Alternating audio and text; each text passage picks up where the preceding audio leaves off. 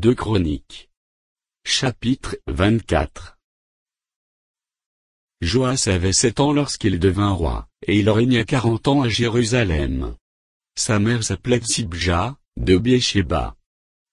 Joas fit ce qui est droit aux yeux de l'Éternel, pendant toute la vie du sacrificateur Jéhojada. Jéhojada prit pour Joas 2 femmes, et Joas engendra des fils et des filles. Après cela, Joas eut de la pensée de réparer la maison de l'Éternel. Il assembla les sacrificateurs et les Lévites, et leur dit, « Allez par les villes de Juda, et vous recueillerez dans tout Israël de l'argent, chaque année, pour réparer la maison de votre Dieu, et mettez à cette affaire de l'empressement. » Mais les Lévites ne se hâtèrent point. Le roi appela Jéhojada, le souverain sacrificateur, et lui dit, « Pourquoi n'as-tu pas veillé à ce que les Lévites apportassent de Juda et de Jérusalem l'impôt ordonné par Moïse, serviteur de l'Éternel, et mis sur l'assemblée d'Israël, pour la tente du témoignage? Car l'impiétali et ses fils ont ravagé la maison de Dieu, et fait servir pour les Baals toutes les choses consacrées à la maison de l'Éternel. » Alors le roi ordonna qu'on fît un coffre, et qu'on le plaça à la porte de la maison de l'Éternel, en dehors.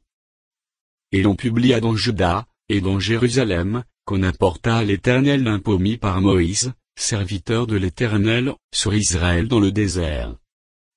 Tous les chefs et tout le peuple s'en réjouirent, et l'on apporta et jeta dans le coffre tout ce qu'on avait à payer. Quand c'était le moment où les Lévites, voyant qu'il y avait beaucoup d'argent dans le coffre, devaient le livrer aux inspecteurs royaux, le secrétaire du roi, et le commissaire du souverain sacrificateur, venaient vider le coffre, ils le prenaient et le remettaient à sa place, ils faisaient ainsi journellement, et ils recueillirent de l'argent en abondance.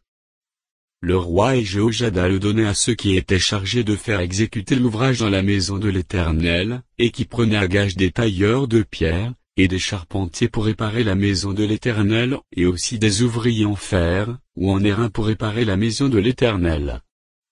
Ceux qui étaient chargés de l'ouvrage travaillèrent, et les réparations s'exécutèrent par leurs soins, ils remirent en état la maison de Dieu et la consolidèrent. Lorsqu'ils eurent achevé, ils apportèrent devant le roi, et devant Jéhojada le reste de l'argent, et l'on en fit des ustensiles, pour la maison de l'Éternel, des ustensiles pour le service et pour les holocaustes, des coupes et d'autres ustensiles d'or et d'argent. Et, pendant toute la vie de Jéhojada, on offrit continuellement des holocaustes dans la maison de l'Éternel. Jéhojada mourut, âgé et rassasié de jours, il avait à sa mort 130 ans. On l'enterra dans la ville de David avec les rois, parce qu'il y avait fait du bien en Israël, et à l'égard de Dieu, et à l'égard de sa maison. Après la mort de Jéhojada, les chefs de Juda vinrent se prosterner devant le roi. Alors le roi les écouta.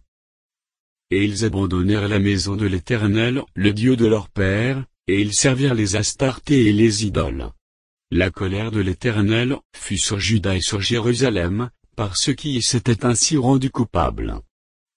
L'Éternel envoya parmi eux des prophètes, pour les ramener à lui, mais ils n'écoutèrent point les avertissements qu'ils en reçurent. Zacharie, fils du sacrificateur Jéhojada, fut revêtu de l'Esprit de Dieu, il se présenta devant le peuple et lui dit, « Ainsi parle Dieu, pourquoi transgressez-vous les commandements de l'Éternel? Vous ne prospérerez point, car vous avez abandonné l'Éternel, et il vous abandonnera. » Et ils conspirèrent contre lui, et le lapidèrent par ordre du roi, dans le parvis de la maison de l'Éternel. Le roi Joas ne se souvint pas de la bienveillance qu'avait eue pour lui Jéhojada, père de Zacharie, et il fit périr son fils. Zacharie dit en mourant, « Que l'Éternel voie, et qu'il fasse justice. » Quand l'année fut révolue, l'armée des Syriens monta contre Joas, et vint en Juda et à Jérusalem. Ils tuèrent parmi le peuple tous les chefs du peuple, et ils envoyèrent au roi de Damas tout leur butin. L'armée des Syriens arriva avec un petit nombre d'hommes, et cependant l'Éternel livra entre leurs mains une armée très considérable, parce qu'ils y avaient abandonné l'Éternel, le Dieu de leur père.